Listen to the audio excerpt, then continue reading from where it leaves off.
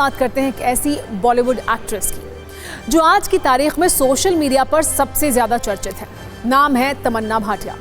वैसे ये नाम आपने पहले भी कई बार सुना होगा, कभी फिल्म में रोल को लेकर, कभी आइटम सॉन्ग को लेकर, लेकिन इस बार इनकी चर्चा हो रही है 6 करोड़ 20 लाख रुपए वाले एक कॉन्ट्रैक्ट को लेकर।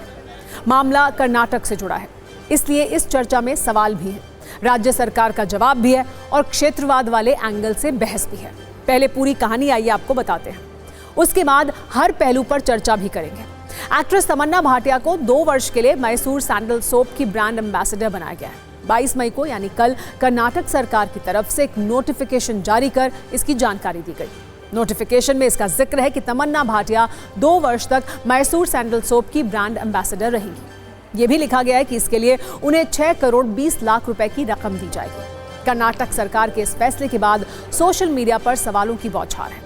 कर्नाटक के लोग सरकार से कई तरह के सवाल पूछ रहे हैं। एक प्रश्न आपके मन में ये उठ रहा होगा कि आखिर कर्नाटक की सरकार पर सवाल क्यों उठ रहे हैं। दरअसल KSDL यानी Karnataka soaps and detergent limited इस साबुन का मैन्युफैक्चरिंग करती है।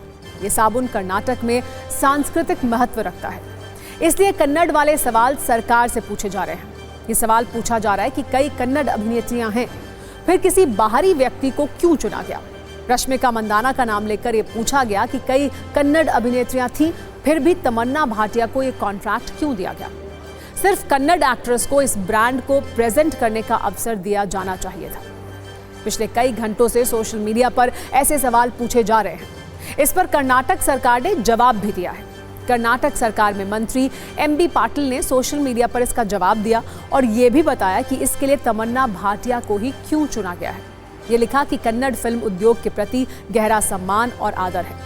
कुछ कन्नड़ फिल्में तो बॉलीवुड फिल्मों को भी टक्कर दे रही हैं। मैसूर सैंडल का इरादा कर्नाटक से बाहर के बाजारों में भी अपनी पहुंच को बनाना है। कर्नाटक का गौरव राष्ट्र का रत्न भी है, इसलिए कई मार्केटिंग एक्सपर्ट से बात करने के बाद बोर्ड ने यह फैसला लिया है।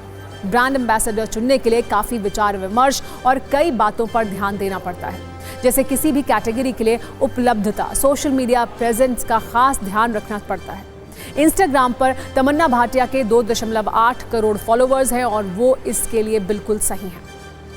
कर्नाटक सरकार में मंत्री MB पाटिल ने नाम लेकर बताया कि कई कन्नड़ एक्ट्रेस को लेकर चर्चा हुई थी, लेकिन उनको कॉन्ट्रैक्ट नहीं मिल पाया। इसकी वजह भी उन्होंने बताई।